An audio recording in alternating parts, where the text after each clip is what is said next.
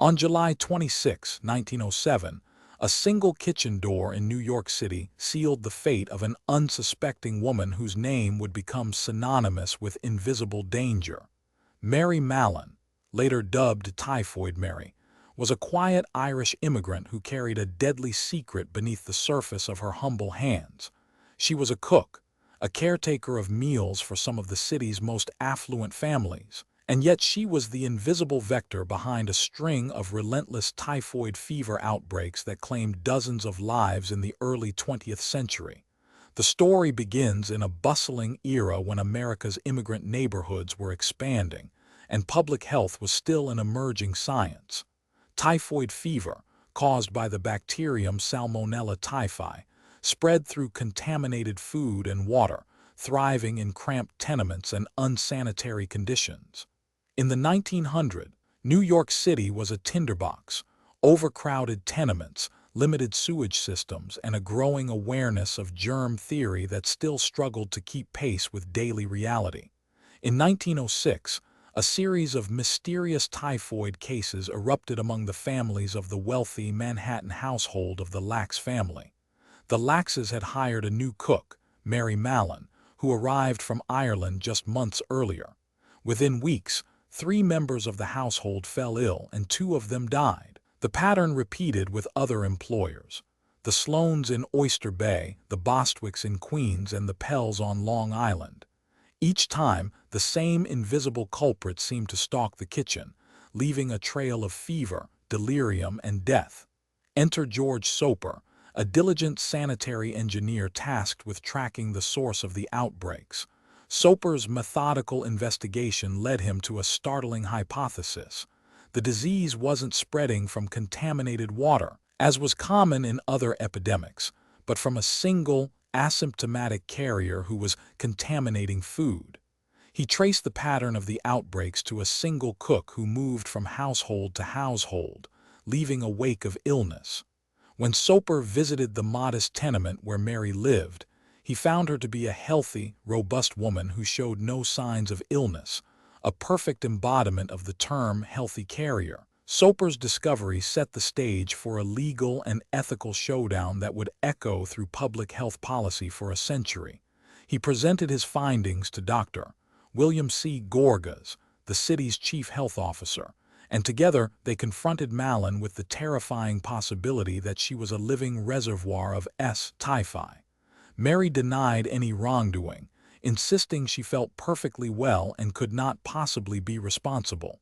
The city's health officials, armed with emerging scientific evidence but lacking concrete proof, faced a dilemma: how to protect the public without violating an individual's liberty.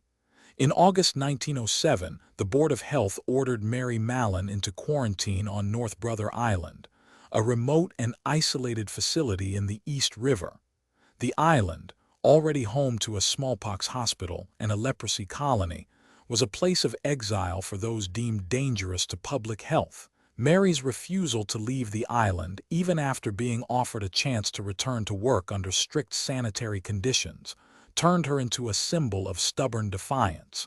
She signed a promise to never work as a cook again, yet after a year, hunger and desperation drove her back to the mainland under an assumed name, Mrs. Hughes, and she resumed cooking for a family in a quiet New Jersey suburb. Within months, another outbreak unfolded. The family's son fell gravely ill, and a local physician traced the infection back to the kitchen. When the health board learned of Mary's breach, they acted swiftly, rearresting her and returning her to North Brother Island, where she would spend the remaining 23 years of her life. The legal process was brief and one-sided. The court deemed her a danger to the public and upheld her indefinite confinement. Mary's pleas for freedom went unheard. She became a cautionary tale of the power of the state to contain disease. In 1938, after a lifetime of isolation, Mary Mallon died of pneumonia at the age of 69. An autopsy performed by Dr. Edward A. R. S. McKendrick confirmed the presence of Salmonella typhi in her gallbladder, a reservoir that had allowed the bacteria to persist without causing overt symptoms. The autopsy not only validated Soper's theory, but also highlighted the complexity of asymptomatic carriage. A healthy individual could harbor a pathogen in a dormant niche, shedding it in stool and contaminating food without ever feeling ill. This revelation would reshape public health strategies, prompting the development of carrier screening, improved sanitation protocols in the food industry, and the concept of carrier states that persists in modern epidemiology. The aftermath of Mary's case rippled far beyond the walls of North Brother Island. The public's fascination turned her into a legend, a figure of both fear and sympathy, while health officials used her story as a textbook example of why strict quarantine could be justified.